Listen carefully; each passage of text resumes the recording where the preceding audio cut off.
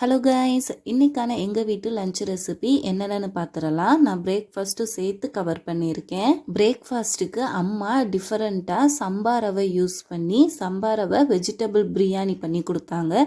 Cauliflower, பட்டாணி, carrot, beans எல்லாம் போட்டு ரொம்ப டேஸ்டியாக இருந்துச்சு. டயட்டில் இருக்கிறவங்க கண்டிப்பாக இதை ட்ரை பண்ணலாம். சம்பா ரவை பிரியாணி எப்படி பண்ணணுங்கிற ஃபுல் வீடியோ நம்ம சேனலில் அப்லோட் பண்ணியிருக்கோம், செக் பண்ணி பாருங்கள். லஞ்சுக்கு ஒயிட் ரைஸ் ப்ளஸ் ஹெல்த்தியான பச்சை பயிறு சாம்பார்.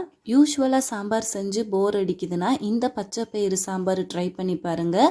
பச்சை பயிறு சாம்பார் எப்படி பண்ணணுங்கிற ஃபுல் வீடியோ நம்ம சேனலில் அப்லோட் பண்ணியிருக்கோம். கீரைக்கு ஈக்குவலான சத்து இந்த பச்சை பயிறு சாம்பாரில் இருக்குது. பொரியலுக்கு சிறுகிழங்கு பொரியல் என்னோட மோஸ்ட் ஃபேவரேட். கட்டி தயிர் ப்ளஸ் மாங்காய் பிக்கிள், கூடவே முருங்கைக்கீரை கொதிக்க வச்ச தண்ணி.